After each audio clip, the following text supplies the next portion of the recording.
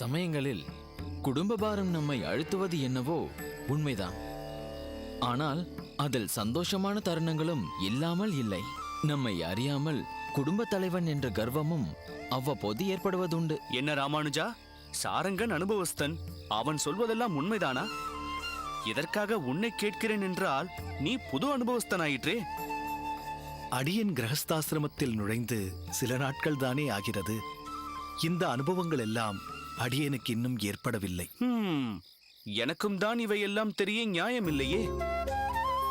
ஏன் ஏக்க பெருமூச்சு விடுகிற திருமேனி? வேண்டுமென்றால் சொல். உங்கள் அகத்திற்கு நானும் ராமானுஜனும் வந்து விரைவிலேயே திருமேனியையும் கிரகஸ்தனாக்குங்கள் என்று உன் பெற்றோரிடம் பேசுகிறோம். ஐயோ வேண்டாம் சாரங்கா, என் சுதந்திரத்திற்கு அதற்குள் வேட்டு வைத்து விடாதே. இன்னும் கொஞ்ச நாள் சுதந்திர காளையாய் சுற்றி வந்து விடுகிறேன். அதோ உன்னை போல இன்னொரு சுதந்திர காளையும் வருகிறது பார். கோவிந்தனை 2-3 நாட்களாக காணவில்லையே. எங்கே? பெற்றோர்களை பார்க்க மதுரமங்கலம் போயிருந்தாரா? இல்லை, இதுவும் ஒரு மங்கலம்தான். ஆனால் புருஷ மங்கலம். அடியேனின் தங்கை பூமி தேவியை பார்க்க போய்விட்டு வருகிறான்.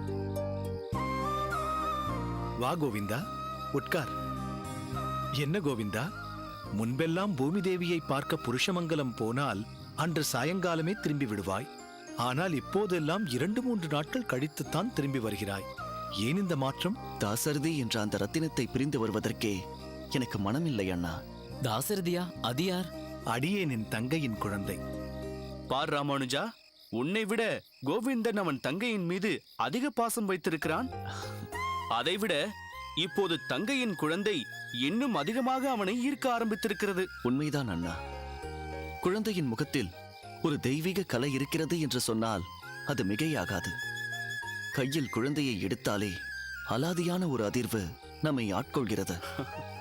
அதனால்தான் சொல்கிறேன், குழந்தையை விட்டு வருவதற்கே எனக்கு மனம் இல்லாமல் போய்விடுகிறது. அந்த உணர்வு எனக்கும் இருந்தது கோவிந்தா. அது மட்டுமல்ல, நடந்த இன்னொரு சம்பவத்தை கேட்டால் நீங்கள் அனைவருமே ஆச்சரியப்பட்டு போவீர்கள். அப்படியா? நேற்றைய முன்தினம் திடீரென்று குழந்தை அழ ஆரம்பித்து விட்டது. எப்படி யார் யார் சமாதானப்படுத்தினாலும் கையில் நிற்காமல் அழுது கொண்டே இருந்தது. பூமாவின் மாமியார் தனக்கு தெரிந்த கை வைத்தியத்தை எல்லாம் செய்து பார்த்து விட்டார். மாமனார் அந்த க்ஷணம் குழந்தையை வைத்தியரிடம் அழைத்து போக வேண்டும் என்கிறார். மாப்பிள்ளையோ குழந்தையை சமாதானப்படுத்த என்னென்னவோ வேடிக்கைகள் எல்லாம் செய்து காட்டுகிறார். குழந்தையின் அழுகை அதிகமானதை தவிர சற்றும் குறையவே இல்லை. எனக்கென்னவோ தோன்றியது. குழந்தையை தோளில் சாய்த்து கொண்டு ஒரு தமிழ் பாசுரத்தை பாடினேன். என்ன ஆச்சரியம்! குழந்தை அழுகையை சுத்தமாக நிறுத்திவிட்டு என்னை பார்த்து பொக்கை வாயை திறந்து சிரிக்கிறது. ஆச்சரியமாகத்தான் இருக்கிறது. பாசுரத்தை கேட்டு குழந்தை அழுகையை நிறுத்திவிட்டதா? கோவிந்தா, நீ இன்னொன்றை கேள்விப்பட்டால் இதைவிட ஆச்சரியமாக இருக்கும். இதே போன்ற ஒரு சம்பவம் உன் ராமானுஜர் அண்ணா சிறு குழந்தையாக இருந்த போதும் நடந்திருக்கிறது. ராமானுஜரின் அம்மா இதை பற்றியெல்லாம் எனக்கு விவரமாக சொல்லியிருக்கிறார். அப்படியா? என்ன அது? ராமானுஜரும் சின்னஞ்சிறு குழந்தையாக இருந்த போது இதே போல்தான் ஒரு நாள் யார் சமாதானப்படுத்தியும் சமாதானமாகாமல் அவன் அழுதிருக்கிறான். ராமானுஜரின் சித்தியும் சித்தப்பாவும் பெற்றோர்களும் தங்களால் ஆன மட்டும் குழந்தையின் அழுகையை நிறுத்த என்னென்னவோ செய்து பார்த்திருக்கிறார்கள். குழந்தையின் அழுகையை நிறுத்த முடியாமல் தவித்திருக்கிறார்கள். திடீரென்று தூரத்தில் ஒரு தமிழ் பாசுரம் கேட்க குழந்தை சட்டென்று அழுகையை நிறுத்திவிட்டது. அப்படியா? அந்த தமிழ் பாசுரத்தை பாடியது யார்? திருக்கட்சி நம்பிகள். குழந்தைக்கு அந்த பாசுரத்தின் அர்த்தம் தெரிந்திருக்க வாய்ப்பில்லை. ஆனால் அது ஒரு வைணவ சிரேஷ்டரின் வாயிலிருந்து வெளிப்பட்ட பகவானின் பக்தியில் நனைந்த பாடல். அது குழந்தையின் செவி வழியே புகுந்து அதன் இதயத்தை சுண்டி இருக்கிறது. அதுதான் குழந்தையின் அழுகையை நிறுத்தி இருக்கிறது.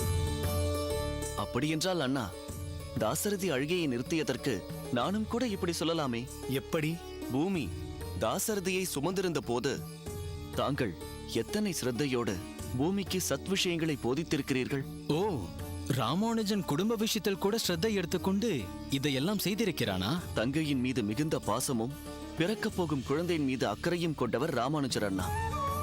கர்ப்பத்திலேயே தாசரதி சத் விஷயங்களை கேட்டிருக்கிறான். அதனால்தான் நான் பாடிய பாசுரத்தில் அவனுக்கு ஈர்ப்பு ஏற்பட்டிருக்கிறது. கர்ப்பத்தில் இருக்கும் போதே அந்த குழந்தை சத்விஷயங்களை கேட்க வேண்டும் என்று நான் நினைத்ததற்கு காரணம் இருக்கிறது.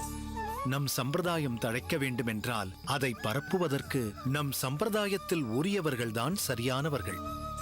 புதியவர்களுக்கு நம் வைணவ சம்பிரதாயத்தை முதலிலிருந்து கற்றுக் கொடுத்து அதை அவர்கள் கிரகித்துக் கொண்டு பிறகு பரப்புவதை விட பிறக்கும் போதே நம் சம்பிரதாயங்களில் பரிச்சயமான சத் விஷயங்களை மனதுக்குள் வாங்கிக் கொண்ட ஒரு குழந்தை முக்கியமல்லவா?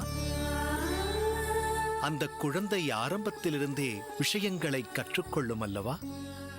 ஆமாம் அண்ணா, தங்களின் முன் யோசனை மிகவும் பாராட்டுக்குரியது. நீ சொன்னது போல் தாசரதி சத் விஷயங்களையும் பாகவத சிரேஷ்டர்களின் கதைகளையும் கர்ப்பத்திலேயே கேட்டதனாலோ என்னவோ அவன் முகத்தில் ஒரு தேஜஸ் இருக்கிறது. பிற்காலத்தில் இவன் நம் சம்பிரதாயங்களை பரப்ப உதவப் போகும் நம்பிக்கை நட்சத்திரம் என்ற எண்ணம் என் மனதில் எப்போதோ கிளைத்து விட்டது. சரி, வாருங்கள், எல்லோரும் பெருமாளை சேவிக்கச் செல்வோம்.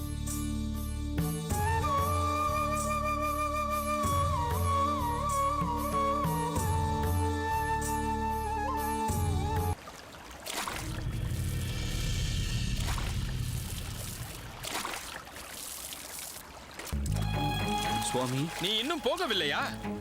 அடியேன் தான் சொல்லிவிட்டேன் அல்லவா, மேல்முலை வாசல் கதவை திறக்க மாட்டேன் என்றால் திறக்க மாட்டேன் தான். பிறகு இனி ஒரே வாசல் வழியாகத்தான், அதுவும் நான் கூறிய தெற்கு வாசல் வழியாகத்தான் வர வேண்டும். சாவியை கேட்டு எல்லாம் தொந்தரவு செய்தால் விறகிற்கு நான் வேறு ஆளை பார்க்க வேண்டியதிருக்கும்.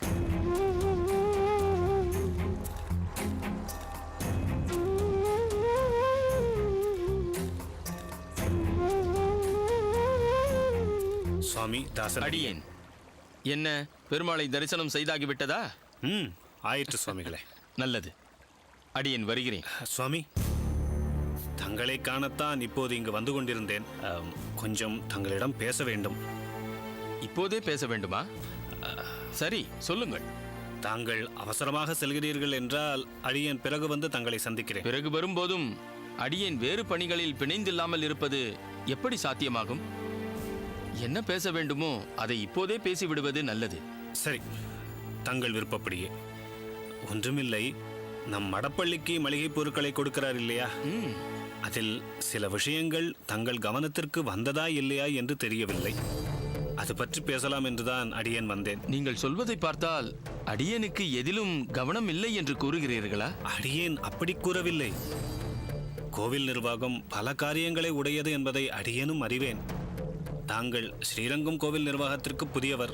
அதே சமயத்தில் பல விஷயங்களை கைகொள்ளும் போது ஒன்றிரண்டு தங்கள் கவனத்திற்கு வராமல் போயிருக்கும் அல்லவா? நம்பிகளே, அப்படி அசிரத்தையா இருப்பவன் அல்ல அடியேன். இருந்தாலும் தாங்கள் சொல்ல வந்ததை சொல்லுங்கள். அடியேன் சுற்றி வளைக்க விரும்பவில்லை. தாங்கள் அன்று ஒருவரை அறிமுகப்படுத்தினீர்களே, அவரிடமிருந்து கொள்முதல் செய்யப்பட்ட மளிகை பொருட்கள் அளவு குறைந்து வருவதாக அறிந்தேன். அறிந்தேன் என்றால் தங்களிடம் யார் அறிவித்தது? மடப்பள்ளியில் இருந்தே அறிந்து கொண்டேன். இப்போதுதான் புரிகிறது. அன்று வெகு நேரம் மடப்பள்ளி ராகவனிடம் நீங்கள் உரையாடிக் கொண்டிருந்த போதே அடியேன் அறிந்து கொண்டேன். ராகவன் இங்கு வெகு வருடங்களாக இருக்கிறான். மிகவும் நேர்மையான விசுவாசி. யாருக்கு? கோயில் கைங்கரியத்தில்தான். சரி, மேற்கொண்டு சொல்லுங்கள். எப்போதும் செய்கின்ற அளவிற்கு தளிகை செய்தும் இப்போதெல்லாம் சமையலுக்கு கொள்முதல் செய்யப்பட்ட மளிகை பொருட்களின் இருப்பு நிலை சரியாகவே இருப்பதில்லையாமே. சீக்கிரமாகவே தீர்ந்து விடுகிறதாமே. முன்பெல்லாம் மாதத்திற்கு கொள்முதல் செய்யப்பட்ட மளிகை பொருட்கள் தடையில்லாமல் தளிகை செய்வதற்கு ஆண்டு வருமாம். இப்போதும் போதிய அளவு ஆண்டு வரும். ஆனால் சிக்கனமாக பொருட்களை உபயோகிக்க அவன் பழகவில்லை. ராகவன் முதலில் அதற்கு பயிற்சி எடுக்க வேண்டும். சிக்கன நடவடிக்கை மிகவும் நல்ல விஷயம்தான். அடியேன் அதனை மறுக்கவில்லை. இருப்பினும் ராகவன் என்ன அளவு பட்டியல் குறிப்பிட்டிருந்தானோ அதை தாங்கள் எதுவும் குறைக்கவில்லை என்று அவன் கூறினான். அப்படி இருக்கும்போது தட்டுப்பாடு ஏற்படுவானேன்? அவன் பட்டியலிட்ட பொருட்களின் அளவை அடியேன் குறைக்கவில்லை என்று நான் அல்லவா குறிப்பிட வேண்டும்? உண்மை என்னவென்றால் அடியேன் தான் அளவை குறைத்து கொள்முதல் செய்தேன். ஆனால் அப்படி ஏதும் ராகவன் அடியேனிடம் சொல்லவில்லையே. திருக்கோஷ்டி நம்பிகளே, நிர்வாக சீர்திருத்தமாக சிக்கன நடவடிக்கையை ஒரு சமையற்காரனிடம் அடியேன் பகிர்ந்து கொள்ள வேண்டிய அவசியமில்லை. அப்படி என்றால் இவ்விஷயம் தங்களது கவனத்திற்கு உட்பட்டுதான் நடந்தது இல்லையா? அனைத்தும் என் கவனத்தில்தான் உள்ளது, இனியும் இருக்கும். அவரவர்கள் இஷ்டத்திற்கு இனி ஆட முடியாது. அடியேனும் அப்படி நினைக்கவில்லை. இருப்பினும் குறைந்த பொருட்களை கொண்டு எப்படி குறிப்பிட்ட அளவு பிரசாத தளிகையை ஒரு சமையல்காரனால் செய்ய முடியும்? எல்லாம் முடியும். சிக்கனமாக நடந்தால் எல்லாம் முடியும். இங்கு ஒன்றும் காசுகள் கொட்டி கிடக்கவில்லை, இஷ்டத்திற்கு வாரி இறைப்பதற்கு.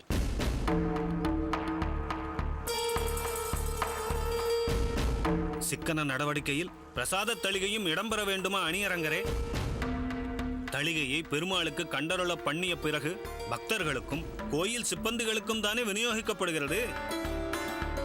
எனவே தளிகைக்கான பொருட்களை தங்கு தடையின்றி இருப்பில் வைத்தால் தானே சிறப்பாக மடப்பள்ளி காரியங்களை செய்ய முடியும். முடித்து விட்டீர்களா? நிர்வாகத்தில் பல சிக்கனங்கள் செய்வதால் சிறப்பேதான் ஏற்படும். இது போன்ற அடியனின் நிர்வாகத்தில் நீங்கள் குறுக்கிடாமல் இருந்தால் அதுவே எனக்கு போதும். அனைத்தும் சிறப்பாகவே நடக்கும்.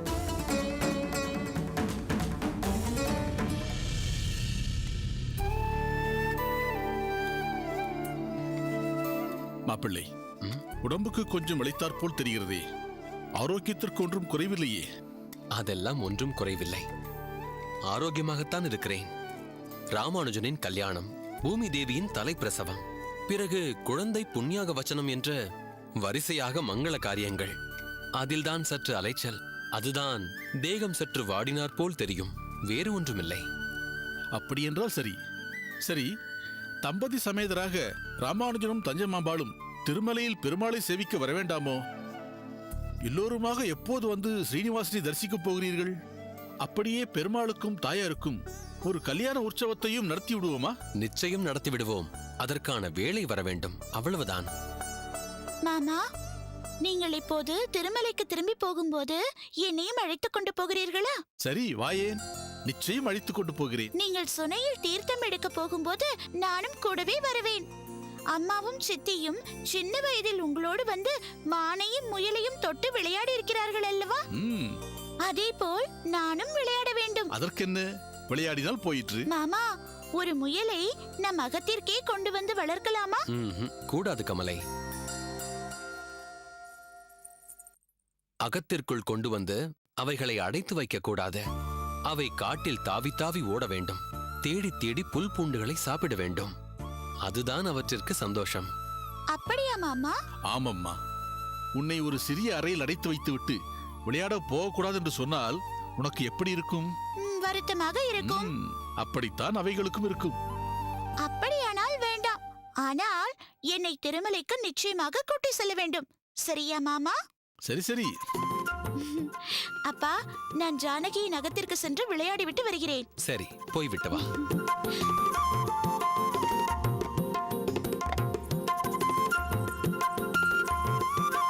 விளையாட்டு பெண் பிஞ்சு மனம் மாறாமல் இருக்கிறாள்.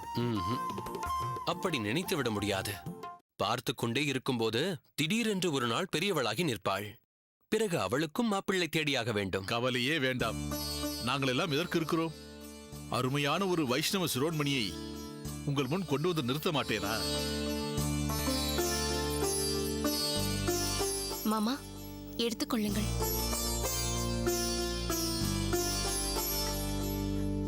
என்னம்மா இது? இளநீர் மாமா, நம் தோட்டத்திலிருந்து பறித்த காய்தான். என்ன சொல்கிறாள் உன் மாமியார்? நீ அவளுக்கு அருமை மாற்று பெண்ணாயிற்றே. ஆனால் மாப்பிள்ளை, காந்திமதியின் உறுதியை பாராட்டத்தான் வேண்டும். சாதித்து விட்டாளே. நடுவில் நம்மை எல்லாம் சோதித்து விட்டாளே சுவாமி, அதையும் சொல்லுங்கள். மாமா, இளநீர் அருந்தி பார்த்துவிட்டு சொல்லுங்கள். இனிப்பாக இருக்கிறதென்றால் இன்னும் ஒரு குவளை கொண்டு வருகிறேன். பார்த்தீர்களா மாப்பிள்ளை, அவள் மாமியாரை மட்டம் தட்டி பேசினால் அவளுக்கு பிடிக்குமா?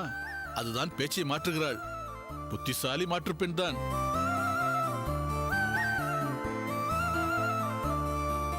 சரி, போகட்டும். உன் அகத்துக்காரரை கூட்டிக் கொண்டு எப்போது திருமலைக்கு வரப்போகிறாய்? உங்கள் மருமான் தானே என்னை கூட்டிக் கொண்டு வர வேண்டும். அவரைத்தான் நீங்கள் கேட்க வேண்டும். அவனை என்ன கேட்பது? இப்படியெல்லாம் பேசிக் கொண்டிருந்தால் பிரயோஜனமில்லை. மாப்பிள்ளை, நான் இன்னும் 2 நாளில் ஊருக்கு கிளம்ப போகிறேன்.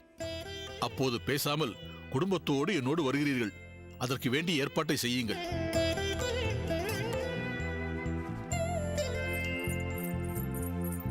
அப்பா, அப்பாவும் அத்திம்பேரும் வந்து கொண்டிருக்கிறார்கள். அப்படியா? தஞ்சா, நீ சென்று காந்திமதியை ஆரத்தி கரைத்து எடுத்துக்கொண்டு வரச் சொல். சரி மாமா. வாருங்கள் சுவாமி.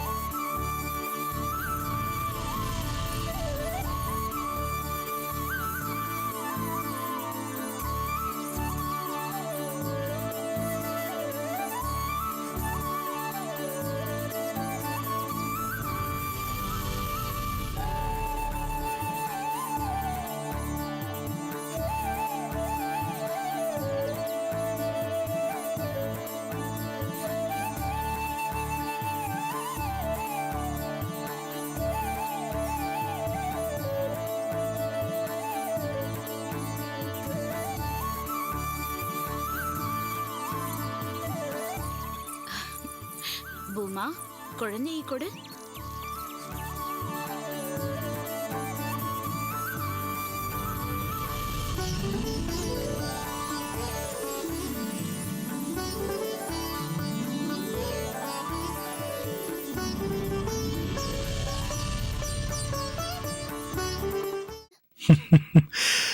தாசரதி.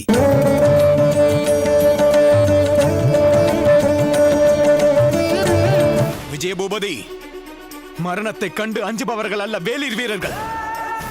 அந்த மரணமே எங்களை கண்டு பயப்படும்படியான மன உறுதி படைத்தவர்கள் நாங்கள்.